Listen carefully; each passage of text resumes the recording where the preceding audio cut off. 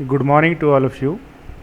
Let's continue chapter number 3 electrochemistry. और electrochemistry में भी हमने लास्ट पीरियड या लास्ट वीडियो में डिस्कस किया calculation of electrode potential by the help of Nernst equation. That's right. आज जो हम डिस्कस करेंगे वो उससे आगे का जो खेल है बेटा वो डिस्कस करेंगे। That's right. आज जो हम डिस्कस करेंगे वो डिस्कस करेंगे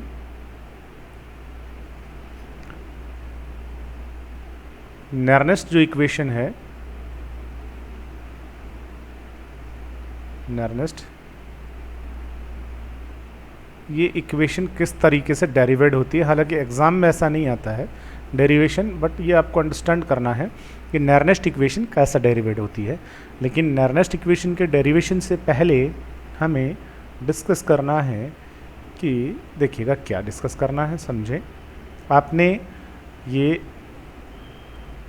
एक इलेक्ट्रोकेमिकल सेल जो है वो इलेक्ट्रोकेमिकल सेल आपने प्रिपेयर किया, ये लीजिए, ठीक है, जिंक कॉपर का। दोनों को आपने सॉल्ट ब्रिज से कनेक्ट कर दिया, ये लीजिए, ये लो। That's right. अब ये जो आपने सेल बनाया है, ये सेल आपका क्या करेगा, वर्क करेगा। और आपको पता है कि जब ये सेल काम करेगा इट मीन्स इसमें होने वाली जो रेडॉक्स रिएक्शन है, होने वाली रेडॉक्स रिएक्शन है, ये काम कर रहा है। इट मीन्स इसमें होने वाली रेडॉक्स रिएक्शन कैसी है, स्पॉन्टेनियस। बेटा वो कैसी है, स्पॉन्टेनियस है। That's right. और कोई भी रिएक्शन, कोई भी प्रोसेस अगर स्पॉन्टेनियस हो तो उसकी स्पॉन्टेनिटी को कौन रिप्रेजेंट करता है, किसी भी प्रोसेस की जो स्पॉन्टेनिटी है, अगर मैं यहाँ पर लिखूँ किसी भी प्रोसेस की जो स्पॉन्टेनिटी है, ये स्पॉन्टेनिटी जो है ये डिस्क्राइब की जाती है उसकी गिब्स एनर्जी से या गिब्स फ्री एनर्जी से। That's right. ऐसा सरफेस केमिस्ट्री वाला जो चैप्टर है उसमें डिस्कस्ड हमने किया हुआ है कि अगर किसी भी प्रोसेस की जो गिब्स एनर्जी होती है अगर ये नेगेटिव है देन तो वो जो प्रोसेस है वो कैसा होगा, स्पॉन्टेनियस होगा, ठीक है बेटा। और अगर जो गिब्स एनर्जी है या गिब्स फ्री एनर्जी है ये पॉजिटिव है तो वो प्रोसेस कैसा होगा, नॉन स्पॉन्टेनियस होगा। That's right. और ये सेल वर्क कर रहा है, एनर्जी आपको मिल रही है, इसका मतलब इसमें होने वाली रेडॉक्स रिएक्शन कैसी है, स्पॉन्टेनियस है। स्पॉन्टेनियस है इसका मतलब इसकी जो गिब्स एनर्जी है वो नेगेटिव है। That's right. तो ये जो सेल आपके पास में है इस सेल की Gibbs free energy, that's right. और ये जो आपका सेल बना हुआ है इस सेल का पोटेंशियल, इन दोनों में क्या रिलेशन होता है, ठीक है। तो आज का जो हमारा टॉपिक है अभी का वो है relation between Gibbs free energy and electrode potential of cell. Cell का जो इलेक्ट्रोड पोटेंशियल है उसमें और गिब्स फ्री एनर्जी में रिलेशन। That's right. देखिएगा ये सेल जब आपका वर्क करेगा, अब मैं इधर बात करूं यहाँ पे, ठीक है, देखिएगा जब आपका ये जो सेल है बेटा, ये सेल जब वर्क करेगा, ठीक है ना, तो सेल की गिब्स एनर्जी में कमी होगी। That's right. अब कितनी कमी होगी सेल की गिब्स एनर्जी में, तो साइंटिस्ट क्या कहते हैं, वो कहते हैं कि डिक्रीज, साइंटिस्ट क्या कहते हैं, वो कहते हैं बेटा कि decrease in Gibbs free energy. जो गिब्स फ्री एनर्जी है इसमें जो कमी होगी, ऑब्वियसली इसके अंदर गिब्स फ्री एनर्जी है जिसके कारण से ये सेल वर्क कर रहा है। That's right. अब जैसे जैसे काम करता रहेगा तो धीरे धीरे इसकी गिब्स फ्री एनर्जी में क्या होगी, डिक्रीमेंट होगा, कमी आएगी। और थोड़ी देर बाद जब इसकी गिब्स फ्री एनर्जी जीरो हो जाएगी तो फिर ये काम करना बंद कर देगा। तो इसकी गिब्स फ्री एनर्जी में जो डिक्रीमेंट होता है ये इक्वल होता है, किसके इक्वल होता है बेटा, ये इक्वल होता है किसके, कि इस सेल ने वर्क किया है और गिब्स एनर्जी में कमी आई है तो इसकी गिब्स एनर्जी में होने वाला decrement should be equal with electrical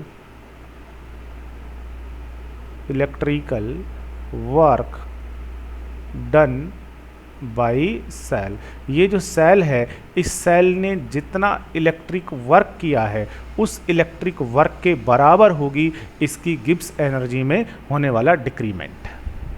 ठीक है, तो दो चीज़ आपको समझनी है कि पहली बात तो ये कि ये सेल जब अपने आप काम कर रहा है तो इसका मतलब इसमें गिब्स फ्री एनर्जी है जिसके कारण से अपने आप काम कर रहा है, और काम करेगा तो गिब्स फ्री एनर्जी में डिक्रीमेंट होगा। और गिब्स फ्री एनर्जी में होने वाला जो डिक्रीमेंट है ये किसके बराबर होता है? ये बराबर होगा इस सेल के द्वारा किया गया जो इलेक्ट्रिक वर्क है उस इलेक्ट्रिक वर्क के बराबर होगा। That's right. अब मैं इसे मैथमेटिकली कैसे लिखूंगा? तो लिख सकता हूँ डिक्रीमेंट इन गिब्स फ्री एनर्जी। तो गिब्स फ्री एनर्जी को मैं डेल्टा जी से लिखूंगा। डिक्रीमेंट होने का मतलब, डिक्रीज होने का मतलब कम हो रहा है इसलिए नेगेटिव साइन लगाऊंगा। इज इक्वल टू, इक्वल किसके होगा? Electrical work done by cell. ठीक है ना। अब सेल ने कितना इलेक्ट्रिक वर्क किया? तो सेल का जो इलेक्ट्रिक वर्क है वो किसके बराबर होगा? वो होगा इलेक्ट्रिकल एनर्जी उसने कितनी प्रोड्यूस की है। That's right. और ये जो इलेक्ट्रिक एनर्जी जो उसने प्रोड्यूस की है, जो इलेक्ट्रिक वर्क उसने प्रोड्यूस किया है, ये कितना होता है? तो देखिएगा, ये हम कैलकुलेट करते हैं electric work done by cell, और सेल का जो इलेक्ट्रिक वर्क है ये इलेक्ट्रिक वर्क होता है किसके बराबर? Quantity of electricity. क्योंकि ये सेल जब वर्क करेगा तो ऐसा तो है नहीं कि ये सेल उठ के यहाँ से यहाँ चला जाएगा, भाई स्कूल से निकल के तुम्हारे घर चला जाएगा या मेरे रूम से तुम्हारे घर चला जाएगा, ऐसा वर्क थोड़ी करेगा। ये तो कौन सा वर्क करेगा? ये तो इलेक्ट्रिक वर्क करेगा। तो quantity of electricity, quantity of electricity, इस सेल ने कितनी इलेक्ट्रिसिटी का फ्लो किया, क्वांटिटी ऑफ इलेक्ट्रिसिटी फ्लोइंग, कितनी इलेक्ट्रिसिटी का फ्लो किया, और उसे मल्टीप्लाई कर दीजिए इस सेल का जो ईएमएफ है उससे, तो सेल के द्वारा किया गया जो इलेक्ट्रिक वर्क है वो इलेक्ट्रिक वर्क आपके पास आ जाएगा। That's right. चलिए, गिब्स एनर्जी में होने वाला जो डिक्रीमेंट है delta G is that's equal होगा क्वांटिटी ऑफ इलेक्ट्रिसिटी फ्लोइंग, कितनी इलेक्ट्रिसिटी यहाँ पर फ्लो हुई। और अब आपको ये भी पता है कि यहाँ जो इलेक्ट्रिसिटी का फ्लो होता है ऑब्वियसली वो चार्ज के फॉर्म में होता है, और यहाँ चार्ज कौन लेकर के जाता है? तो यहाँ जो चार्ज लेकर के जाता है वो लेके जाते हैं इलेक्ट्रॉन्स। That's right, electrons. तो कितने इलेक्ट्रॉन्स यहाँ पर फ्लो हुए? That's right. तो आपको पता है अगर एक इलेक्ट्रॉन फ्लो होता है तो एक इलेक्ट्रॉन पर नेगेटिव चार्ज होता है, और 1 मोल अगर इलेक्ट्रॉन का फ्लो हुआ तो बताओ 1 मोल इलेक्ट्रॉन पर कितना चार्ज होता है? तो 1 मोल जो इलेक्ट्रॉन होते हैं बेटा उसके ऊपर 1 फैराडे चार्ज होता है। और ऐसे अगर यहाँ से n मोल इलेक्ट्रॉन के अगर फ्लो हुए हैं तो 1 मोल इलेक्ट्रॉन पर 1 फैराडे चार्ज फ्लो हुआ, तो n मोल इलेक्ट्रॉन्स पर कितना चार्ज फ्लो हुआ? यहाँ से NF चार्ज फ्लो हुआ है। तो क्वांटिटी ऑफ इलेक्ट्रिसिटी जो यहाँ फ्लो हुई है वो होगी चार्ज के फॉर्म में। That's right. और चार्ज को फ्लो कौन करेगा? इलेक्ट्रॉन। That's right.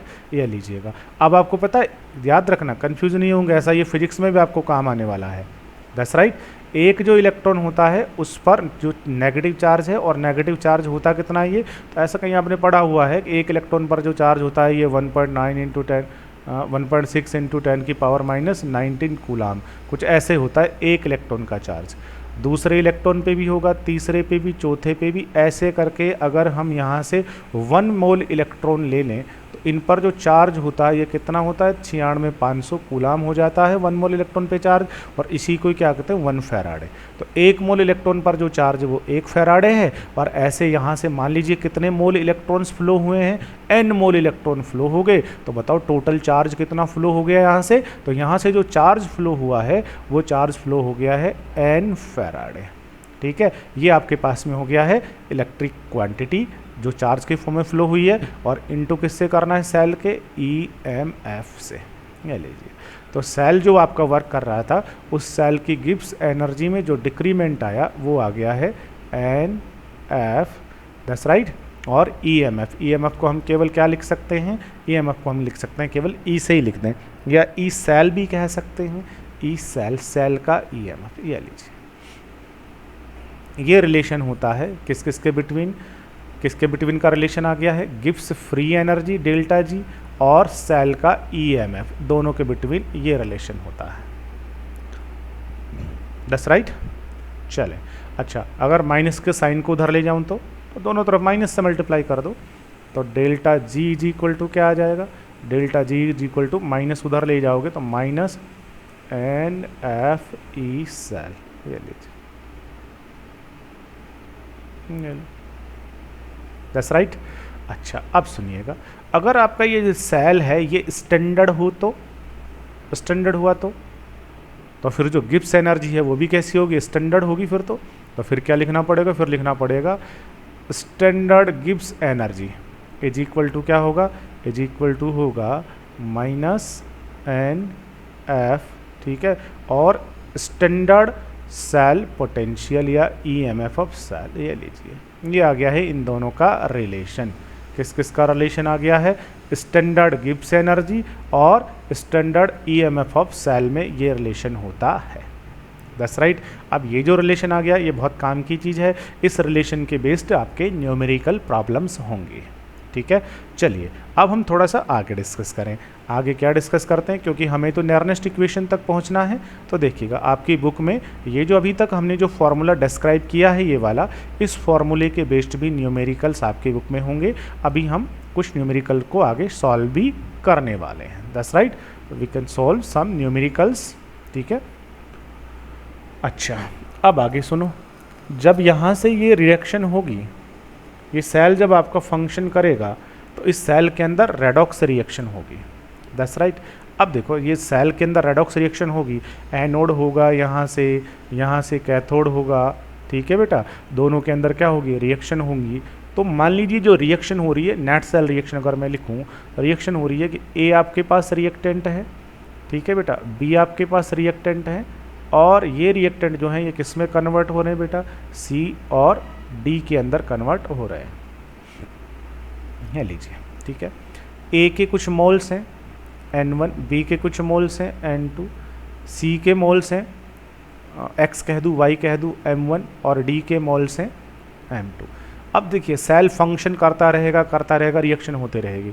और आपको याद होना चाहिए, कहीं हमने आपको समझाया है, क्या डिस्कस किया है, रोल ऑफ सॉल्ट ब्रिज का रोल। सॉल्ट ब्रिज क्या करता था, सॉल्ट ब्रिज जो है सर्किट को कंप्लीट करता था और इक्विलिब्रियम अटेन नहीं होने देता था, ठीक है ना। अब जैसे ही अगर यहाँ इक्विलिब्रियम अटेन हो गया ना, तो फिर नेट इलेक्ट्रॉन का फ्लो नहीं होगा, तो फिर इलेक्ट्रिसिटी का भी फ्लो नहीं होगा। That's right. अगर मान लीजिए रेडॉक्स रिएक्शन ये हो रही है और इसमें इक्विलिब्रियम अगर अटेन हो जाए रेडॉक्स रिएक्शन में, ये लीजिए ऐसे करके, और कहीं पर भी अगर इक्विलिब्रियम अटेन हो गया है तो आई थिंक बेटा हम वहाँ से इक्विलिब्रियम कांस्टेंट कैलकुलेट कर सकते हैं, इक्विलिब्रियम कांस्टेंट के कैलकुलेट कर सकते हैं। और ऐसा 11th क्लास में कहीं पढ़ा है, इक्विलिब्रियम कांस्टेंट भी दो टाइप का होता है। कौन कौन सा, एक के के फॉर्म में कैलकुलेट करते हैं, एक के के फॉर्म में कैलकुलेट करते हैं। तो जर्नली जब आपके पास में गैसियस रिएक्टेंट एंड प्रोडक्ट होते हैं तो जो इक्विलिब्रियम कांस्टेंट होता है उसे के के फॉर्म में कैलकुलेट करते हैं, और जब लिक्विड और सॉलिड होते हैं then equilibrium constant can be represented by the form of K. तो आपको यहाँ से अगर इक्विलिब्रियम अटेन हो जाए तो फिर आप यहाँ से क्या कैलकुलेट कर सकते हैं, इक्विलिब्रियम कांस्टेंट को कैलकुलेट कर सकते हैं। और here equilibrium constant are represented by K C. That's right. तो चलिए इक्विलिब्रियम कांस्टेंट निकालते हैं, इक्विलिब्रियम कांस्टेंट, और इक्विलिब्रियम कांस्टेंट को हम किससे लिखेंगे, के सी से। के सी जी इक्वल टू क्या होता है, प्रोडक्ट अपॉन रिएक्टेंट। ABCD याद रखनी है, प्रोडक्ट जो है उनका कंसंट्रेशन ऊपर लिखोगे, तो सी आपका प्रोडक्ट है उसका एक्टिव मास, और डी आपका प्रोडक्ट है उसका active mass. That's right, divided by आपके रिएक्टेंट। रिएक्टेंट कौन कौन है, ए आपके पास रिएक्टेंट है उसका एक्टिव मास, बी रिएक्टेंट है उसका एक्टिव मास। और बस याद क्या रखना है, इनके जो नंबर ऑफ मोल्स होते हैं ये किसके फॉर्म में होते हैं बेटा, इनके पावर्स के फॉर्म में। तो C की पावर होगा M1, D की पावर होगा M2, A की पावर होगा N1, B की पावर होगा N2। यह लीजिए ये होगा, ये कब है इक्विलिब्रियम कांस्टेंट, जो यहाँ रेडॉक्स रिएक्शन हो रही है ना एनोड और कैथोड में, उसका नेट रिएक्शन हमने लिखा, और हमने कहा कि अगर यहाँ इक्विलिब्रियम अटेन हो गया है तो अगर इक्विलिब्रियम अटेन हो गया है तो फिर इक्विलिब्रियम कांस्टेंट के सी को हम ऐसे रिटर्न कर सकते हैं। That's right. अब देखिएगा, अब 11th क्लास के अंदर बेटा, 11th क्लास के अंदर जो थर्मोडाइनेमिक्स वाला चैप्टर था, उस थर्मोडाइनेमिक्स वाले चैप्टर में हमने रिलेशन पढ़ा हुआ है। किस किस के बीच का रिलेशन पढ़ा हुआ है, 11th क्लास की बात कर रहा हूँ अब मैं, 11th क्लास में, ठीक है। और चैप्टर कौन सा था? थर्मोडायनेमिक्स।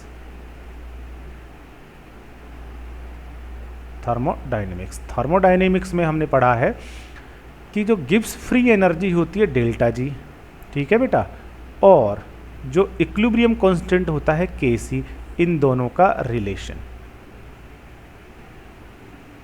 ये कहाँ पढ़ा हुआ है हमने?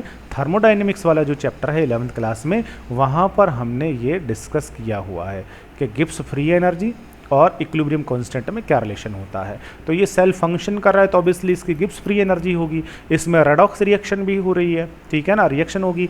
बाई चांस अगर यहाँ इक्विलिब्रियम अटेन हो जाए तो फिर जो इक्विलिब्रियम कांस्टेंट होगा केसी और इसकी जो गिब्स फ्री एनर्जी है उसके बीच में क्या रिलेशन होगा, ऐसा डिस्कस हमने किया हुआ है। That's right. क्या रिलेशन होता है बेटा? इन दोनों के बिटवीन जो रिलेशन होता है वो होता है, देखिएगा, डेल जी गिब्स फ्री एनर्जी इक्वल होती है स्टैंडर्ड गिब्स फ्री एनर्जी।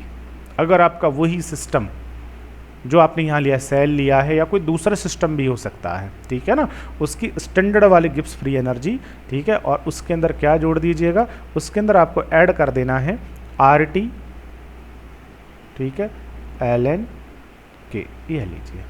के का मतलब यहाँ पर क्या है? के का मतलब इक्विलिब्रियम कांस्टेंट, या के सी लिख दूँ सीधा का सीधा में। ये रिलेशन होता है डेल जी में और के सी में।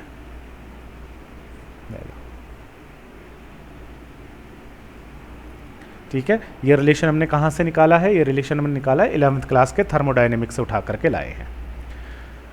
ये रिलेशन आपका आ गया है। अब आप एक काम करें, यहाँ से देखो, आपको पता हो बेटा डेल जी जो है, डेल जी तो किसके इक्वल होता है? NFE सेल के। और स्टैंडर्ड वाला किसके इक्वल होता है? इसके। तो इन दोनों वैल्यूज को उठा के हम यहाँ रख सकते हैं कि नहीं रख सकते बेटा? बिल्कुल। यहाँ से ये वाली जो वैल्यू है, इस वाली वैल्यू को, डेल जी की जो वैल्यू है, इस वैल्यू को उठा के हम यहाँ से और यहाँ लिख सकते हैं, ठीक है। और इस वाली वैल्यू को हम कहाँ लिख सकते हैं? यहाँ लिख सकते हैं, ठीक है। तो देखिएगा अब आपका यही रिलेशन कैसे कन्वर्ट हो जाएगा? रिलेशन कन्वर्ट हो जाएगा, डेल जी की जगह आपने क्या लिखना है? डेल जी जो है उसकी जगह आपने लिखा है माइनस NFE सेल, ठीक है, ई सेल, ऐसा कर दूं, इज इक्वल टू क्या हो जाएगा? डेल जी नॉट की जगह आएगा माइनस NFE नॉट सेल, ठीक है, प्लस में क्या आएगा? RT, इसको मैं अभी उसी पेन से लिखूं, ठीक है, RT ln K, ये लीजिए, ठीक है। ये आ गया आपका रिलेशन। अब देखो, अगर यहाँ से मैं एक काम करूँ, यहाँ से ये जो माइनस NF है ना, माइनस NF, अगर इसका डिवाइड लगा दूँ इधर ला करके, तो इसका मुझे डिवाइड लगाना है, तो इसमें भी डिवाइड करना है और मुझे इसमें भी डिवाइड करना है।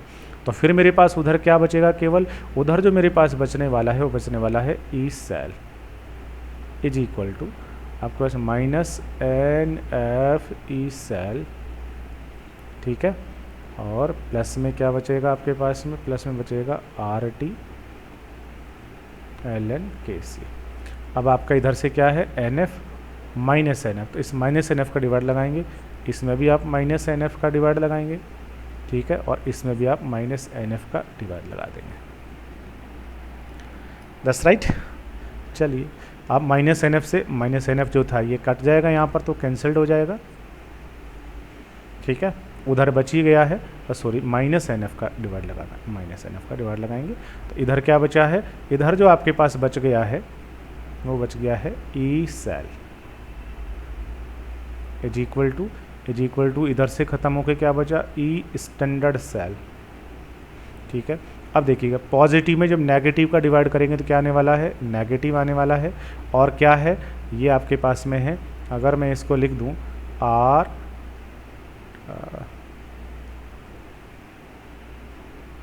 RT अपॉन NF और ln KC, ले लीजिए, ठीक है, RT अपॉन ln KC। और आपको पता है यहाँ से अगर मैं यहाँ से इस ln को हटा दूँ, इसकी जगह log लिख दूंगा, तो ये इक्वेशन मेरा थोड़ा सा चेंज हो जाएगा। क्या हो जाएगा? इक्वेशन बनेगा E cell is equal to standard cell minus, ठीक है, 2.303, that's right, R T upon N F और log K C, that's right. और के सी का वैल्यू क्या होता है, देखिएगा के सी का वैल्यू आपको पता है, अभी हमने यहाँ से लिखा है के सी का वैल्यू, देखो के सी इज इक्वल टू क्या है, ये रहा, कौन ऊपर आ रहा है, प्रोडक्ट ऊपर आ रहा है, रिएक्टेंट नीचे आ रहा है, ठीक है ना। तो यहाँ से अगर हम के सी का जो वैल्यू है उस के सी के वैल्यू को उठा करके अगर हम यहाँ लिख दें के सी के वैल्यू को, दैट्स राइट। तो देखिएगा ये आपके पास जो नेरनेस्ट इक्वेशन है ये आपके पास आ जाएगी, और इक्वेशन क्या हो जाएगा, इक्वेशन आपके पास में हो जाएगा E cell is equal to P standard cell minus 2.303 R T upon N F log K सी की वैल्यू क्या होगी, प्रोडक्ट का कंसंट्रेशन ऊपर या एक्टिव मास अपॉन क्या हो जाएगा, रिएक्टेंट, ये लीजिए। इस तरीके से ये इक्वेशन आ जाएगी, और ये जो आपके पास इक्वेशन आ गई थी इसी को ही हम क्या कहते हैं बेटा, that equation is known as Nernst equation, यही आपकी नेरनेस्ट इक्वेशन होती है, ठीक है ना। अब यहाँ से अगर आर टी और एफ की वैल्यू रख दी जाए तो यही इक्वेशन सॉल्व होकर आपके पास बन जाती थी कि E is equal to E standard minus 0.0591 upon N, ठीक है, log प्रोडक्ट का कंसंट्रेशन अपॉन रिएक्टेंट का कंसंट्रेशन। इसी की सारी वैल्यूज़ फिट करने के बाद ये आपके पास इक्वेशन आ जाती थी, that equation is known as Nernst equation, ठीक है। और इसी के बेस्ड आपके न्यूमेरिकल प्रॉब्लम्स हुआ करते थे, ठीक है बेटा, इसी के बेस्ड क्या होते थे, न्यूमेरिकल प्रॉब्लम्स हुआ करते थे, ये लीजिए, ठीक है। तो यहाँ से आपको 2-3 रिलेशन मिला करके नेरनेस्ट इक्वेशन आया है, ठीक है। पहला हमने क्या किया है, दोबारा से सुन लीजिए, पहले हमने कहा कि ये आपके पास में क्या है, पहले हमने कहा कि ये आपके पास में बेटा एक सेल है, ये सेल काम अगर कर रहा है, स्पॉन्टेनियस रिएक्शन हो रही है, अपने आप काम कर रहा है, ठीक है ना, रेडॉक्स रिएक्शन अगर इसके अंदर हो रही है तो ऑब्वियसली इसके अंदर गिब्स एनर्जी है। अब उस गिब्स एनर्जी का और उसके इलेक्ट्रोड पोटेंशियल का क्या रिलेशन है, तो हमने कहा कि जब ये काम करेगा तो इसकी गिब्स एनर्जी में कमी आएगी, ठीक है। गिब्स एनर्जी में होने वाला डिक्रीमेंट इसके द्वारा किए गए इलेक्ट्रिकल वर्क के बराबर होगा, ठीक है। इलेक्ट्रिकल वर्क कितना होगा, तो quantity of electricity flowing into इस सेल का ईएमएफ, दैट्स राइट। और क्वांटिटी ऑफ इलेक्ट्रिसिटी चार्ज के फॉर्म में हो रही है तो इसका चार्ज जो फ्लो होगा इनटू ईएमएफ, दैट्स राइट, ये इनका रिलेशन हो जाएगा। फिर हमने कहा कि यहाँ जो रेडॉक्स रिएक्शन हो रही है अगर उसमें इक्विलिब्रियम अटेन हो जाए तो इक्विलिब्रियम कांस्टेंट Kc ये होगा। फिर हमने कहा कि ये जो गिब्स एनर्जी है आपकी डेल्टा जी और जो इक्विलिब्रियम कांस्टेंट होता है, दैट्स राइट, इन दोनों में क्या रिलेशन होता है बेटा, ठीक है। इन दोनों में रिलेशन क्या हो जाएगा, इन दोनों में रिलेशन होता है, क्या रिलेशन होगा, तो हमने कहा कि ये जो गिब्स फ्री एनर्जी है और इक्विलिब्रियम कांस्टेंट होता है Kc, उनमें ये रिलेशन होता है, ठीक है। Gibbs energy is equal to standard Gibbs energy plus RT ln Kc, ये लो। अब यहाँ से डेल्टा जी की वैल्यू रख दें, डेल जी नॉट की वैल्यू रख दें, Kc की वैल्यू रख दें, सारी वैल्यूज़ को जब हम रख करके यहाँ सॉल्व करते हैं तो हमारे पास में फाइनल जो इक्वेशन आ जाती है, ये फाइनल इक्वेशन आ जाती है, चाहे इसे इस फॉर्म में लिखो और चाहे आप इसे इस फॉर्म में लिखो, दैट इज़ नेरनेस्ट इक्वेशन, ठीक है, दैट इज नेरनेस्ट इक्वेशन। अच्छा, अब यहाँ से कई बार कंपटीशन में एक टेक्निकल क्वेश्चन और पूछा जाता है। कंपटीशन में क्या टेक्निकल क्वेश्चन पूछा जाता है वो सुनिएगा, देखिएगा, डेल्टा जी में गिब्स एनर्जी में, ठीक है बेटा, और Kc में इक्विलिब्रियम कांस्टेंट में क्या रिलेशन होता है, रिलेशन होता है कि delta G is equal to होता है standard Gibbs energy, that's right, standard Gibbs energy plus में क्या होता है RT ln Kc, ये इनका रिलेशन होता है। अब सुनिए, जब इक्विलिब्रियम अटेन हो जाएगा, एट इक्विलिब्रियम, अब समझिएगा इक्विलिब्रियम का मतलब क्या है। जब यहाँ से इक्विलिब्रियम अटेन हो जाएगा, एनोड और कैथोड के रिएक्शन के बीच इक्विलिब्रियम अटेन हो जाएगा, तो उस समय यहाँ से ये जो आपका जो सेल है इससे कोई इलेक्ट्रिसिटी का फ्लो नहीं होगा, ठीक है, कोई इलेक्ट्रिसिटी का फ्लो नहीं होगा। तो देखना, समझेंगे, जब डेल्टा जी नेगेटिव होता है तो प्रोसेस स्पॉन्टेनियस होता है, प्रोसेस काम कर रहा होता है। जब डेल्टा जी पॉजिटिव होता है तो प्रोसेस नॉन स्पॉन्टेनियस होता है, फिर तुम्हें एनर्जी देनी पड़ती है, ठीक है। और सुनना, जब delta G is equal to 0 हो जाए इसका मतलब होता है इक्विलिब्रियम अटेन हो चुका है। तो जब इक्विलिब्रियम अटेन हो जाएगा तो delta G is equal to 0 हो जाता है, गिब्स एनर्जी 0 हो जाती है। ठीक है। और यहाँ पर देखिएगा ये जो रिलेशन है, इस रिलेशन में हम क्या कह रहे हैं, इस रिलेशन में हम यही कहा है एट इक्विलिब्रियम। जब इक्विलिब्रियम अटेन हो गया है तो इक्विलिब्रियम अटेन होने पर तो इस सिस्टम की जो गिब्स एनर्जी है सेल की वो क्या हो जाएगी 0। तो डेल्टा जी 0 हो जाएगा, इक्विलिब्रियम अटेन होगा तब। तो 0 इज इक्वल टू क्या हो जाएगा, डेल जी नॉट प्लस में R T L N K सी, ये लीजिए। ठीक है। अब अगर इस are T L N K सी को इधर ले आऊँ या डेल्टा जी को इधर ले आऊँ तो क्या हो जाएगा, del G not is equal to आ जाएगा R T L N K C. That's right, ये लीजिएगा। अच्छा बताओ डेल जी नॉट किसके इक्वल होता है, अब ये भी देखिएगा डेल जी नॉट किसके इक्वल होता है। यहाँ से देखो डेल जी नॉट, तो जो डेल जी नॉट है ये डेल जी नॉट किसके इक्वल होता है, minus N F E naught के। अब अगर इस वैल्यू को उठा करके हम यहाँ ला के रख दें, ठीक है, तो बोलेगा क्या होगा, अगर उस वैल्यू को वहाँ से पुट करें, वहाँ से पिक करके और यहाँ ला करके रख दें तो क्या हो जाएगा, तो इस डेल जी नॉट की जगह आ जाएगा minus N F E naught. ठीक है, इज इक्वल टू आ जाएगा आपके पास में, सॉरी गड़बड़ हमने कर दी, डेल जी नॉट को जब इधर ले जाओगे तो ये डेल जी नॉट कैसे हो जाएगा, नेगेटिव हो जाएगा। ठीक है, तो एक नेगेटिव का साइन ऑलरेडी पहले से है यहाँ पर और डेल जी की वैल्यू आपने रख दी। ठीक है बेटा, ये लीजिए। और इज इक्वल टू क्या बचा है आपके पास, are T L N K सी। ठीक है, अब माइनस माइनस प्लस कैंसल्ड हो जाएंगे बेटा, तो क्या बच गया अब आपके पास में, अब आपके पास बचा है N F E naught is equal to R T L N K C. ले लीजिए। अब यहाँ से एल एन को हटा दिया जाए तो क्या आ जाएगा, N F E naught is equal to क्या हो जाएगा, N F E naught is equal to हो जाएगा 2.303 आर टी लॉग के सी। ठीक है, और अगर यहाँ से आपको ई नॉट निकालना हो तो एन एफ का डिवाइड लगा दीजिए, 2.303 R T log K C divided by N F, ये लो। ठीक है, ऐसे भी हम इसे यहाँ से कैलकुलेट कर सकते हैं। तो ये जो मैंने फॉर्मूलेज यहाँ कुछ बनाए हैं, इन फॉर्मूलों के बेस्ड भी न्यूमेरिकल्स होते हैं, इन फॉर्मूले के बेस्ड भी क्या होते हैं, न्यूमेरिकल्स होते हैं। That's right. अगर आपको ये फॉर्मूला वहाँ से नहीं बनाना है तो आप ये फॉर्मूला यहाँ से भी बना सकते हैं। कहाँ से बना सकते हैं, एट इक्विलिब्रियम, देखो ये नेर्नेस्ट इक्वेशन है ना, इसी को एट इक्विलिब्रियम, जब इक्विलिब्रियम अटेन हो जाएगा तो इस सेल से कोई करंट फ्लो नहीं होगा। जब सेल से कोई करंट फ्लो नहीं होगा तो फिर ई सेल बराबर क्या हो जाएगा, 0। अब ई सेल की जगह 0 रख दो तो फिर ये बच गया आपके पास में, केवल क्या बचा है वहाँ से, 0 बराबर ई स्टैंडर्ड वाला cell minus 2.303 R T upon N F और लॉग प्रोडक्ट अपॉन रिएक्टेंट, यह लीजिए।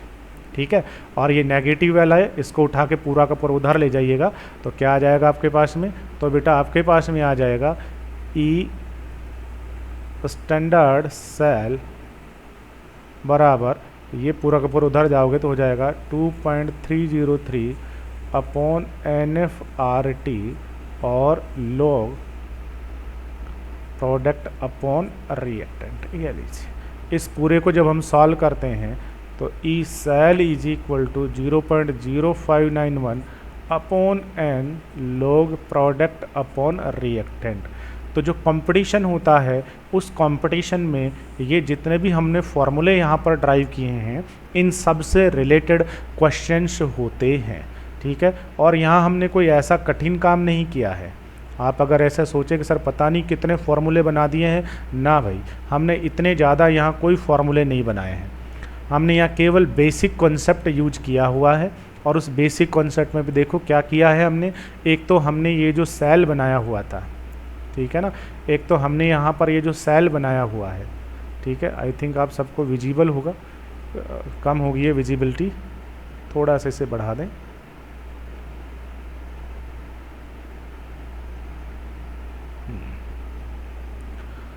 ठीक है बेटा, यहाँ जो हमने सेल बनाया हुआ है, ये जो सेल हमने बनाया है, ठीक है, इस सेल के बारे में ही हमने पहले जो रिलेशन ड्रॉ किया है वो किया है गिब्स एनर्जी और सेल कांस्टेंट का, ये रिलेशन हो गया। फिर यहाँ जो रेडॉक्स रिएक्शन हुई उसका इक्विलिब्रियम कांस्टेंट, फिर 11वीं क्लास का एक कॉन्सेप्ट लगाया है, और वो क्या लगाया है कि वो गिब्स एनर्जी में और इक्विलिब्रियम कांस्टेंट में क्या रिलेशन होता है, ये लीजिए, ये आपको 11वीं क्लास से याद रखना है, बस ये 11वीं क्लास से याद रखना है। ये पूरा का पूरा हमने निकाल लिया। तो कुल मिलाकर के दो फॉर्मूले हमारे काम आ रहे हैं, delta G is equal to del G naught plus में R T L N K C. एक तो ये 11वीं का काम आ रहा है, और दूसरा हमने अभी निकाला है, क्या निकाला है, del G is equal to क्या होता है, minus N F E cell. Cell है तो सेल, इलेक्ट्रोड है तो इलेक्ट्रोड, ये लीजिए। जब आप यहाँ स्टैंडर्ड लगाओगे तो स्टैंडर्ड बन जाएगा। दोनों वैल्यूज को यहाँ पर रख दो, रखने के बाद ये सारा सॉल्व करते आ जाइए, आपके पास में नैर्नेस्ट इक्वेशन बन जाएगी। नैर्नेस्ट इक्वेशन बनाने के बाद में तीसरा कॉन्सेप्ट हमने याद रखा है कि जब इक्विलिब्रियम अटेन हो जाता है, ठीक है ना, एट इक्विलिब्रियम, इक्विलिब्रियम के ऊपर क्या होता है, डेल जी जो है वो जीरो हो जाता है, गिब्स फ्री एनर्जी जीरो हो जाता है, और उस कंडीशन में ई सेल भी जीरो हो जाता है। ये चीज़ आपको याद रखनी है बस। अब इन दोनों को वहाँ पर रख दीजिए, चाहे इस फॉर्मूले में रखो चाहे इस फॉर्मूले में रखो, और आगे की कैलकुलेशन करके आप बहुत सारे फॉर्मूले जो हैं वो डेरिवेट कर सकते हैं। That's right. इस तरीके से इस चैप्टर का ये जो लास्ट पोर्शन वाला जो वीडियो था, ये भी क्या होता है बेटा, फिनिश होता है। ठीक है, अब सीबीएसई का ये जो रिड्यूस्ड सिलेबस आया है, इसके अंदर पीछे का वो जो थ्योरेटिकल पोर्शन है वो थ्योरेटिकल पोर्शन नहीं है, जिसके अंदर हम बैटरीज, सेल, ठीक है ना, dry cell, lead storage cell, mercury cell, ठीक है बेटा, कोरिजन, उनके बारे में डिस्कस करते थे, वो अब आपके सिलेबस में नहीं है। ठीक है, बस इतना ही न्यूमेरिकल पोर्शन का इतना ही जो है वो आपके सिलेबस में है, तो पीछे का जो पोर्शन है वो हम छोड़ देते हैं, और इसके साथ में आपका जो चैप्टर है वो फिनिश होता है। ये जो 7-8 वीडियो हमने बनाए हैं, इसमें ये काफ़ी बड़ा जो चैप्टर है ये फिनिश होता है। अब जितना भी हमने अभी ये जो डिस्कस किया है, इसके बेस्ड हम कुछ न्यूमेरिकल्स जो हैं वो सॉल्व कर लेते हैं। ठीक है, आपकी बुक का न्यूमेरिकल है, सॉल्व करते हैं, देखिएगा आपको सीखना है। क्वेश्चन क्या कह रहा है, क्वेश्चन जो है वो कह रहा है calculate the standard free energy change. Question जो है वो क्या कह रहा है, थोड़ा सा मैं इसको लार्ज कर लूँ, तो क्वेश्चन जो है वो क्या कह रहा है, क्वेश्चन कह रहा है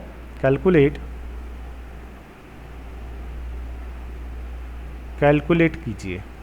क्या कैलकुलेट करवा रहा है, standard free energy change. Standard free energy का मतलब, फ्री एनर्जी का मतलब सीधा सा है गिव्स फ्री एनर्जी, और स्टैंडर्ड कह रहा है इसका मतलब डेल जी नॉट कैलकुलेट करवा रहा है। That's right. And maximum work obtainable for the reaction, और क्या कैलकुलेट कीजिए, मैक्सिमम वर्क जो है वो कितना किया जाएगा। ठीक है, अब कितना वर्क किया जाएगा बात करेंगे। ठीक है, कितना वर्क करेगा, जितना उसकी गिब्स एनर्जी है उतना ही वो ऑब्वियसली वर्क करेगा, या उसका जो वर्क होगा वो उसके सेल पोटेंशियल के बराबर होगा। ठीक है, इसका मतलब सेल पोटेंशियल वो पूछ रहा है, और work obtainable for the reaction. कौन सी रिएक्शन, रिएक्शन जो है वो हो रही है, कह रहा है जिंक जो है वो है सॉलिड, दैट्स राइट, और प्लस में कॉपर जो है ये है आयन के फॉर्म में, और ये आपस में रिएक्ट कर रहे हैं, और बन रहा है Zn पॉजिटिव टू एक्वस, और कॉपर बन रहा है सॉलिड, दैट्स राइट। और डाटा जो है वो क्या दिया हुआ है, गिवन, ब्रैकेट में वो आपको कह रहा है गिवन। क्या डाटा आपको दिया है, डाटा जो है वो दिया है जो standard electrode potential Zn positive to Zn is equal to, ये है माइनस का 0.76 वोल्ट, और standard electrode potential Cu positive to Cu, ये जो है ये आपको दिया हुआ है प्लस का 0.34, ये चीज़ आपको दी हुई है, दैट्स राइट। और उसके बाद कह रहा है also calculate the equilibrium constant for the reaction. और दूसरी जो चीज़ वो पूछ रहा है, इसका एक तो ये पूछ रहा है, ठीक है, और दूसरी जो चीज़ पूछ रहा है वो पूछ रहा है इसका इक्विलिब्रियम कांस्टेंट जो है इस रिएक्शन का वो भी कैलकुलेट कीजिए। दो चीज़ उसने पूछी, डेल जी नॉट पूछा है और के सी पूछा है। डेल जी नॉट कैसे निकाले, तो डेल जी नॉट के फॉर्मूले याद कीजिए आप, तो तो हमें पहला फॉर्मूला आपको याद होना चाहिए। डेल जी नॉट का फॉर्मूला क्या था कि del G not is equal to होता है गिब्स एनर्जी में जो डिक्रीमेंट है वो इलेक्ट्रिक वर्क के बराबर होता है। ठीक है, del G not is equal to minus N F E nought cell का, ये लीजिए ये होता है। अब पहले तो आपको ई नॉट सेल चाहिए। यहाँ से देखिएगा उसने जिंक का भी बताया है, कॉपर का भी बताया है, तो पहले आपको यहाँ से ये ई नॉट सेल कैलकुलेट करना है। ठीक है, तो पहले आप ई नॉट सेल कैलकुलेट करोगे। सेल का पोटेंशियल कैसे निकालते हैं, स्टैंडर्ड वाला है, तो स्टैंडर्ड तो कौन होते हैं, स्टैंडर्ड तो सी ए होते हैं बेटा, तो आपको यहाँ से सी ए करना है। सी ए बोले तो जो कैथोड है उससे एनोड को डिडक्ट कीजिए। That's right. कैथोड कौन बनेगा, एनोड कौन सा बनेगा, तो मैंने कहा इलेक्ट्रोकेमिकल सीरीज में जो नीचे आएगा वो एनोड, ऊपर आएगा कैथोड, या जिसका रिडक्शन पोटेंशियल कम है ना वो बनेगा एनोड। तो ये कम है तो ये तो है यहाँ एनोड और ये क्या है कैथोड। ठीक है, तो E cell is equal to क्या होगा, कैथोड माइनस एनोड। कैथोड कौन है, प्लस का है 0.34 वोल्ट, माइनस एनोड कौन है, एनोड जिंक है, माइनस का 0.76 वोल्ट। ये लीजिए, दैट्स राइट। अब माइनस माइनस प्लस बन जाएगा, तो ई सेल जो है ये ई सेल आपके पास आ गया प्लस का 1.1 वोल्ट। और मैंने ये भी कहा था आपको कल परसों कि ई नॉट सेल जो है ये पॉजिटिव होना चाहिए तो ही सेल वर्क करेगा। अगर ई नॉट सेल नेगेटिव हुआ तो सेल वर्क नहीं करेगा। बोलेगा क्यों नहीं करेगा, क्योंकि आपको पता है ना, यहाँ से देखो, यहाँ से अगर ये जो ई नॉट सेल है ये अगर ये पॉजिटिव होगा तो पॉजिटिव नेगेटिव नेगेटिव, डेल जी नेगेटिव आएगा। और अगर ये ई नॉट सेल नेगेटिव हुआ तो नेगेटिव नेगेटिव पॉजिटिव, तो फिर डेल जी पॉजिटिव, और डेल जी पॉजिटिव होने का मतलब नॉन स्पॉन्टेनियस, फिर सेल काम नहीं करेगा। That's right. इसलिए चलो, तो यहाँ से ई नॉट आपको पता लगा। अब आपको चाहिए एन और एफ। एन क्या होता है, number of moles of electron. बताइए यहाँ कितने मोल्स ऑफ इलेक्ट्रॉन का ट्रांसफर हो रहा है। ठीक है ना, तो देख लीजिए जिंक से Zn पॉजिटिव 2 बन रहा है, इसका मतलब 2 मोल इलेक्ट्रॉन, और यहाँ से ये बन रहा है इसका मतलब 2 मोल इलेक्ट्रॉन। तो ओवरऑल 2 मोल इलेक्ट्रॉन का ट्रांसफर हो रहा है। 2 और 2 4 नहीं कर देना है आपने, वही 2 मोल इलेक्ट्रॉन है उसने छोड़े उसने ले लिए हैं। That's right. ठीक है, तो एन इज इक्वल टू, तो यहाँ से देखो एन इज इक्वल टू 2 हो गया, एफ इज इक्वल टू पता ये 96,500 कूलाम होता है बेटा, 96,500। ठीक है, और ई नॉट सेल आपने खुद ने निकाला ही है। ठीक है, 1.1 वोल्ट। अब आप तीनों चीज़ को उठाने के बाद यहाँ रख दो, ये लो डेल जी आ जाएगा आपका। ठीक है, क्या आ जाएगा, del G not is equal to, minus तो रखना ही पड़ेगा, 2 रहेगा, 96,500 रहेगा, 1.1 रहेगा। ठीक है, कितना आ जाएगा, ये आपके पास आ जाएगा इज इक्वल टू 212,300। ठीक है, क्या आ गया ये एन क्या है, मोल, ये कूलाम, और ये क्या है आपके पास में, वोल्ट। ठीक है, तो क्या आ गया आपके पास में, इतना कूलाम वोल्ट पर मोल। दैट्स राइट, कूलाम वोल्ट पर मोल जो है ये आपके पास में आ जाएगा। ये लो, उसके बाद फिर क्या पूछ रहा है, फिर पूछ रहा है सेकंड क्वेश्चन में क्या पूछ रहा है, केसी। अब केसी कैसे कैलकुलेट करें भाई, अरे भाई डेल जी आ गया है तो केसी को कैलकुलेट कर लीजिए ना। ठीक है, क्या होता है आपको याद होना चाहिए, आपको याद होना चाहिए रिलेशन क्या होता है। रिलेशन हमारे पास होता है कि जो आपका डेल जी होता है ये बराबर किसके होता है, डेल जी प्लस में R T L N K सी के। ठीक है, जब इक्विलिब्रियम अटेन हो जाएगा तो del G is equal to क्या हो जाएगा, 0 हो जाएगा ये पूरा का पूरा, और ये 0 होते ही ख़त्म हो गया। ख़त्म होते ही आप इसको उठा के इधर ले जाएंगे तो आपके पास क्या आ जाएगा, डेल जी नॉट बराबर होगा माइनस में R T L N K सी। ये लो, ठीक है। अब आपको यहाँ से क्या चाहिए, एल एन के सी चाहिए तो आर टी का डिवाइड लगा दीजिए, बोलेगा क्या आ जाएगा, तो यहाँ से आपको चाहिए एल एन के सी बराबर क्या आ जाएगा, तो बराबर में आपके पास में आ जाएगा जो डेल जी नॉट की वैल्यू आएगी उसमें माइनस आर टी का डिवाइड लगा दो। अब यहाँ से इस एल एन को हटा के क्या लिख दो, 2.303 लॉग लिख दो के सी, तो बराबर क्या रह जाएगा, बराबर आ जाएगा आपके पास del G naught minus minus R T, और यहाँ से इसका भी डिवाइड लगा दो तो आपके पास आ जाएगा log K C is equal to, इसका जब डिवाइड लगाएंगे आप तो आपके पास आ जाएगा del G nought upon minus R T तो करना ही है, मल्टीप्लाई बाई 2.303 कर देना ये लो। डेल जी की वैल्यू आपने निकाली हुई ऑलरेडी, रख दीजिए, आर की वैल्यू रखो, टी की वैल्यू रखो, तो इस तरीके से आपके पास log KC आ जाएगा। ठीक है, log KC आ जाएगा। क्या आ जाएगा log KC आपके पास में?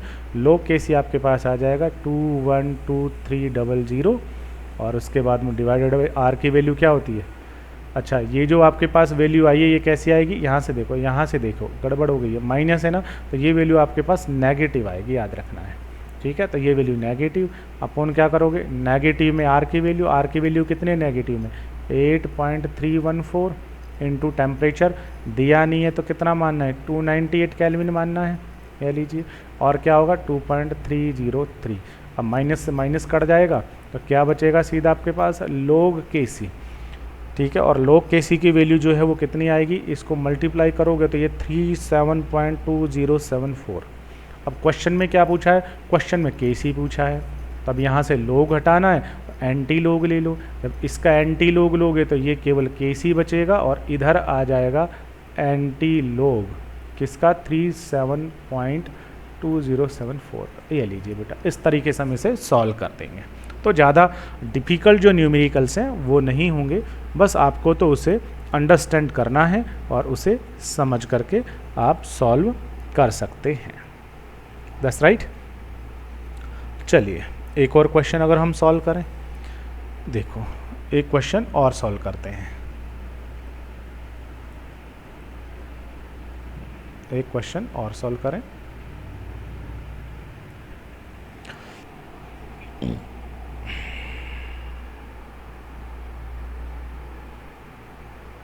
एक और जो क्वेश्चन है,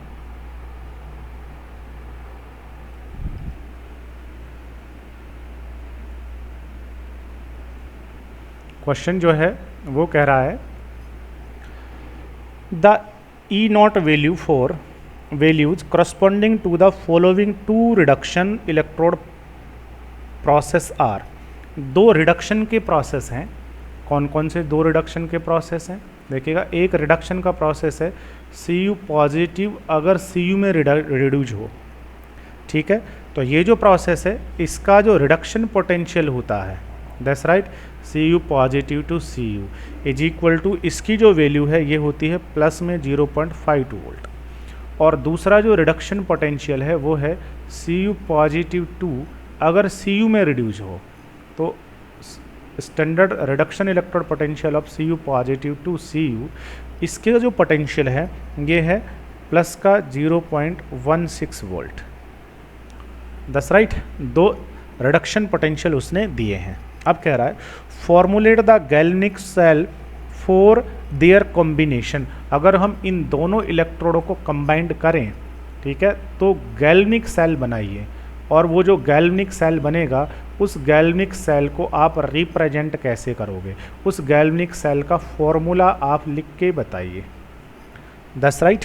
उसके बाद कह रहा है what will be the standard cell potential for it. पहले इसका फॉर्मूला लिखिएगा गैल्वनिक सेल बना के दोनों से। दूसरा, इसका स्टैंडर्ड इलेक्ट्रोड पोटेंशियल बताइए कितना होगा। ठीक है, और तीसरा क्या कह रहा है? तीसरा कह रहा है calculate standard Gibbs free energy for the cell reaction. और तीसरा, इसकी स्टैंडर्ड गिब्स एनर्जी बताइए क्या होगी। ये लीजिए, ये कह रहा है वो। ठीक है, चलो भाई इसका हम बनाते हैं। अब पहले तो देखिएगा, ये उसने दो इलेक्ट्रोड दिए हैं जिसमें Cu positive to Cu, Cu positive to Cu। That's right, दो इलेक्ट्रोड उसने दिए हैं। अब इन दोनों इलेक्ट्रोडों में से पहले आपको आइडेंटिफाई करना है एनोड कौन सा, कैथोड कौन सा बनने वाला है। बोलो, एनोड कैथोड में तो हमने क्या कहा, इनको अरेंज कर लो, जो नीचे आएगा वो एनोड, ऊपर आएगा कैथोड, या फिर जिसकी वैल्यू कम है वो एनोड बनेगा। That's right. और कम वैल्यू किसकी है? देखिएगा, रिडक्शन पोटेंशियल की वैल्यू ये कम है, तो इसको क्या बनना है? इसको बनना है एनोड, और इसको क्या बनना है? कैथोड। That's right. तो बताइए एनोड पर क्या रिएक्शन होगी? तो यहाँ से आपको समझ के लिखना पड़ेगा कि एनोड अगर ये बनेगा तो एनोड पर तो ऑक्सीडेशन होता है, ऑक्सीडेशन होता है तो फिर रिएक्शन क्या होगी? तो रिएक्शन ये नहीं होगी, ये तो रिडक्शन पोटेंशियल के लिए लिखा है उसने। रिएक्शन होगी यहाँ पर Cu होगा सॉलिड, वो क्या काम करेगा? एनोड पे ऑक्सीडेशन होता है तो वो Cu पॉजिटिव 2 में बदलेगा, 2 इलेक्ट्रॉन को लॉस करेगा। That's right. ये रिएक्शन यहाँ पर होगी, ठीक है। उसके बाद में सॉरी, क्वेश्चन गड़बड़ हो गया है। क्वेश्चन क्या गड़बड़ हो गया है? क्वेश्चन गड़बड़ ये हुआ है, ये Cu positive to Cu positive है, सॉरी, Cu पॉजिटिव टू Cu है और ये Cu पॉजिटिव टू Cu, क्योंकि ये वैल्यू 1,6 है ना। Cu पॉजिटिव टू Cu तो कितना होता है? 3,4 होता है, ठीक है ना। तो ये प्लस है, तो यहाँ से ये हमने गड़बड़ या गलत लिखा है। गलत क्या लिखा है? गलत हमने लिख दिया है। तो इसको एनोड बनना है, तो एनोड बनना है तो आपके पास रिएक्टेंट जो होगा वो रिएक्टेंट क्या होगा बेटा? आपके पास जो रिएक्टेंट है वो होगा Cu पॉजिटिव, ये होगा, और ये इसके अंदर कन्वर्ट होगा। तो Cu पॉजिटिव जो है ये Cu पॉजिटिव 2 में कन्वर्ट होगा और एक इलेक्ट्रॉन को लॉस करेगा। एनोड ये बनने वाला है क्योंकि इसका पोटेंशियल कम है रिडक्शन वाला, इसलिए।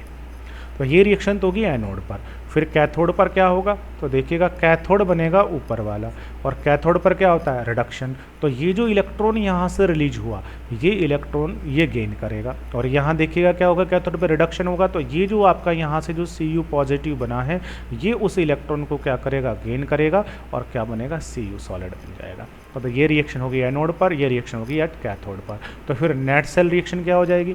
दोनों को ऐड करके नेट सेल रिएक्शन लिख सकते हो। तो जब दोनों को ऐड करोगे तो इस इलेक्ट्रॉन से ये इलेक्ट्रॉन कट जाएगा, कैंसल्ड हो जाएगा। क्या बच गया है? देखो बच गए हैं 2 Cu पॉजिटिव, रिएक्टेंट इधर और इधर, और प्रोडक्ट में क्या बना है? प्रोडक्ट में एक है Cu पॉजिटिव 2 और एक है Cu, ये तो होगी नेट सेल रिएक्शन, ठीक है। नेट सेल रिएक्शन हो गई है। अब क्या होगा? अब आप यहाँ से लिखेंगे गैल्मिक सेल का फॉर्मूला लिखो। तो ये जो सेल यहाँ पर बनेगा जिसमें एनोड ये होगा, कैथोड ये होगा, इसका फॉर्मूला लिखना है। और फॉर्मूला मैंने लिखना सिखाया है प्रीवियस वीडियो में, कैसे लिखना है? लॉन करके लिखना है। लेफ्ट साइड में एनोड लिखना है। एनोड कौन सा है? ये लिखोगे। इस पे तो क्या रिएक्शन हो रही है बेटा? इस पे जो रिएक्शन हो रही है वो तो हो रही है कि Cu positive 1 converted into Cu positive 2, ये तो एनोड पर हो रहा है, दैट्स राइट। फिर राइट साइड में कैथोड लिखोगे। कैथोड पर क्या हो रहा है? कैथोड पर ये रिएक्शन हो रही है कि जो Cu पॉजिटिव है कन्वर्टेड इनटू Cu, और फिर ये दोनों के दोनों किससे कनेक्टेड होंगे? Bye the help of salt bridge. ये आपके पास हो जाएगा सेल फॉर्मूला। अब ये जो सेल बन गया, सेल फॉर्मूला आ गया।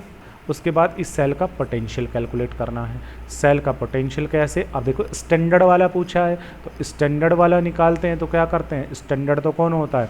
स्टैंडर्ड तो Ca होता है। तो आपको क्या करना है? C माइनस A करना है। कैथोड में से एनोड को डिडक्ट करना है बेटा।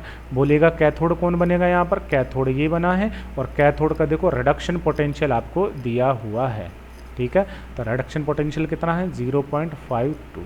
माइनस करोगे एनोड, एनोड ये है, इसका रिडक्शन पोटेंशियल कितना है? ये आपको दिया हुआ है प्लस का 0.16, प्लस माइनस माइनस ही हो जाएगा, तो 0.52 माइनस 0.6, ठीक है। इससे इसको डिडक्ट कर दीजिए। जैसे इसको इससे डिडक्ट करेंगे कितना आ जाएगा? ये आ जाएगा 0.36 वोल्ट। ये आपके पास आ गया स्टैंडर्ड सेल पोटेंशियल। ये लीजिए, दूसरी चीज़ आपके पास आ गई है, और ये कैसा आएगा? पॉजिटिव। तीसरा क्या पूछा है? तीसरा पूछा है standard Gibbs energy, del G, और डेल जी इक्वल टू क्या होता है? माइनस NF(E0) सेल। ये लीजिए, एन क्या होता है? Number of moles of electron. बोलिएगा कितने इलेक्ट्रॉन का ट्रांसफर हो रहा है, तो ये आपको इक्वेशन लिखोगे तो ही समझ में आएगा कितने इलेक्ट्रॉन का ट्रांसफर हो रहा है, एनोड कैथोड समझ के, दैट्स राइट। तो NEG इक्वल टू यहाँ 1 हो जाएगा। तो अब del G equal to minus तो है ही, NEG equal to 1। Faraday F तो कितना चार्ज होगा? 96500 कूलम इनटू इलेक्ट्रोड पोटेंशियल कितना है बेटा? ये है आपके पास 0.36 वोल्ट। ये लीजिए, इस सबको क्या कर दीजिए? मल्टीप्लाई कर दीजिए। सबको मल्टीप्लाई करेंगे तो आपके पास कितना आ जाएगा? 1 इंटू 96500 इंटू 0.36, ये आएगा 34740, 3474G। ये लीजिए, that is del G nought. और कैसा आएगा? ये नेगेटिव में आएगा ये वाला वैल्यू बेटा, ठीक है। इतना कूलम वोल्ट पर मोल आपके पास हो जाएगा, दैट्स राइट। इस तरीके से आप किसी भी न्यूमेरिकल प्रॉब्लम को सॉल्व कर सकते हैं। तो आपकी जो बुक है उसमें ऐसे क्वेश्चंस होंगे, आप उनको बहुत इजीली सॉल्व कर सकते हैं। बस आपको डाटाज वहाँ पर सफिशिएंट दिए जाएंगे, बस आपको उसे थोड़ा सा क्या कहें तो सिस्टमेटिकली अरेंज करना है, और बस फिर उसे सॉल्व करके आंसर जो है आपका वेरी इजीली जो है वो निकल के आ जाएगा। That's right.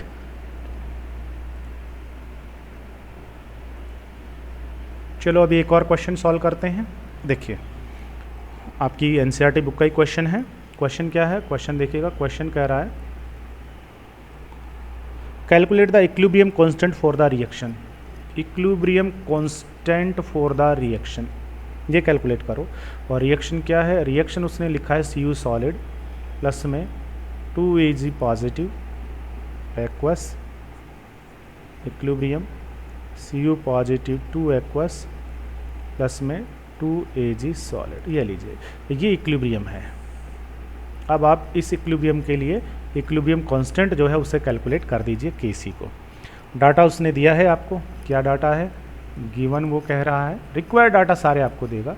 गिवन में उसने कहा है standard electrode potential of Ag positive to Ag is equal to जो है वो है प्लस का 0.80 वोल्ट, और दूसरा कह रहा है standard electrode potential of Cu positive to Cu is equal to plus का 0.34 वोल्ट। ये लीजिए अब Kc उसने पूछा, बस ये डाटा दिया है, Kc कैलकुलेट कीजिए। Kc कहाँ से आने वाला है, किसी भी फॉर्मूले से Kc कैलकुलेट कर दीजिए।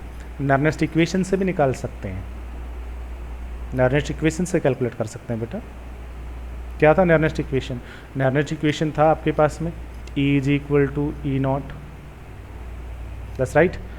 माइनस में क्या था, माइनस में 0.0591 डिवाइडेड बाई n, और क्या था आगे लॉग प्रोडक्ट अपॉन रिएक्टेंट। और आपको पता है प्रोडक्ट अपॉन रिएक्टेंट को हटा के हम क्या लिख सकते हैं, Kc लिख सकते हैं ना। तो आपके पास में जो नर्नेस्ट इक्वेशन है और नर्नेस्ट इक्वेशन आपकी आ जाएगी E is equal to E standard minus 0.0591 upon n log Kc। बस अब यहाँ से आपको लो Kc चाहिए, सब उठा के उधर ले जाओ। लेकिन उससे पहले देखो एट इक्विलिब्रियम, जब इक्विलिब्रियम कांस्टेंट पूछेगा तो इसका मतलब इक्विलिब्रियम अटेन हो चुका है। तो एट इक्विलिब्रियम, और जब इक्विलिब्रियम अटेन हो जाता है ना बेटा, उस समय सेल में कोई करंट फ्लो नहीं होता, तो उस समय सेल का पोटेंशियल 0 होता है। तो इस समय जो E है वो E क्या होगा 0, ठीक है। तो फिर आपके पास में इक्वेशन क्या बन जाएगी, 0 is equal to E nought minus 0.0591 upon n log Kc। इसको उठा के उधर ले जाओ, क्या आ गया आपके पास में, इधर जो नेगेटिव है ना उधर ले जाएंगे कैसे हो जाएगा, पॉजिटिव हो जाएगा, उधर शिफ्ट करेंगे तो ठीक है। तो क्या बच जाएगा आपके पास 0.0591 upon n log Kc is equal to E standard. बस अब यहाँ से आपको क्या निकालने का, यहाँ से आपको लो Kc निकालना है। तो क्रॉस मल्टीप्लाई करो, n को ऊपर ले जाओ, उसको कहाँ ले आओ, नीचे ले आओ। तो बोलो क्या आ जाएगा, लो Kc बराबर जो ई नॉट आएगा आपका, ठीक है, उस ई नोट को किससे मल्टीप्लाई करना, n से, और डिवाइड किसका लगाना 0.0591 का। ले लो। अब ई नोट कहाँ है, ये तो है ही नहीं, अरे नहीं है तो फिर क्या करो, ई नोट को तो निकालो, ई नोट को निकालो। ई नोट कैसे निकलता है, अब उसने ई स्टैंडर्ड पूछा है, स्टैंडर्ड तो कौन होता है, Ca होता है बेटा। तो Ca करना है, Ca करना है, कैथोड माइनस एनोड। डिसाइड करो कैथोड एनोड कौन बनेगा। तो दोनों में देखिएगा ये पॉजिटिव में इतना है, ये पॉजिटिव में कौन सी कम है, ये कम है, तो ये एनोड है और ये क्या है, कैथोड है। That's right. सीरीज से भी पता लगा सकते हैं। तो कैथोड माइनस एनोड करोगे, कैथोड कितना है 0.80 माइनस एनोड कितना है 0.34, ये लीजिए वोल्ट कितना आ जाएगा, E standard cell is equal to आ जाएगा प्लस का 0.46 वोल्ट। That's right. ये लो क्या बच गया अब आपका, यहाँ से ई नोट आ गया, एन आपको समझना है एन कितना होगा यहाँ से। तो आपको एक बार इसकी रिएक्शन लिख के देखनी है। देखिएगा कॉपर जब Cu पॉजिटिव 2 में कन्वर्ट हुआ कितने इलेक्ट्रॉन का ट्रांसफ़र किया है 2 का। और देखिएगा 2 Ag, 1 Ag नहीं है 2 लिखा हुआ ना, 2 Ag जब इसमें ट्रांसफ़र होंगे 2 Ag में कितने इलेक्ट्रॉन का ट्रांसफ़र हुआ 2 का। तो इसने जो 2 इलेक्ट्रॉन लॉस किए इसने वो गेन कर लिए, तो कितने इलेक्ट्रॉन का ट्रांसफ़र हो रहा है 2 का। तो यहाँ से आपका n इज इक्वल टू कितना आ गया 2। बस ये वैल्यू आपके पास आ गई, यहाँ से ये वैल्यू आ गई, दोनों वैल्यू को रखेंगे क्या आ जाएगा, log Kc is equal to E nought कितना है 0.46, n कितना है 2 डिवाइडेड बाई 0.0591, ठीक है बेटा, बोलेगा क्या आएगा, log K C is equal to, जब सबको मल्टीप्लाई करेंगे इनको, क्या आएगा, ये आपके पास आ जाएगा 15.5668। अब आपको तो क्वेश्चन में केवल क्या पूछा उसने, क्वेश्चन में केवल के सी पूछा है, तो फिर log हटाना है यहाँ से, log को हटाना है तो क्या लेना पड़ेगा, एंटी log। ठीक है, तो क्या लिखोगे, taking anti log on both side, taking anti log on both side, दोनों तरफ आपको क्या करना है, एंटी log लेना है, taking anti log on both side, दोनों तरफ एंटी log ले लीजिए। ठीक है, इधर भी एंटी log लेना है, उधर भी एंटी log लेना है, तो जब आप इधर एंटी log लेंगे, ठीक है, तो इधर तो क्या बचेगा, ओनली के सी बचेगा, और उसका भी एंटी log लेंगे, तो ये होगा आपके पास एंटी log ऑफ 15.5668, ये लीजिए इसका एंटी log। अब ये मैथमेटिक्स में सीखना है आपको, या फिर मैं कोई अलग से वीडियो बनाऊंगा जिसमें आपको log और एंटी log दोनों सीखना है। ठीक है ना, तो इस वैल्यू का एंटी log ले लीजिए, उसके लिए आपको एंटी log टेबल की नीड पड़ेगी, और यहाँ से के सी जो है उस के सी का कैलकुलेशन हो जाएगा 3.6 × 10⁻15, ये लीजिए। इस तरीके से हम किसी भी न्यूमेरिकल प्रॉब्लम को बहुत इजीली सॉल्व कर सकते हैं। तो बहुत सारे या मैक्सिमम जो न्यूमेरिकल्स हैं आपकी बुक के, वो मैंने बेटा सॉल्व करा दिए हैं, बहुत थोड़े से जो न्यूमेरिकल्स हैं वो बचे हैं, तो आई थिंक उनको आप जो है वो सॉल्व कर लोगे। इसके साथ ये जो चैप्टर है, ये चैप्टर फिनिश होता है। Okay, thank you.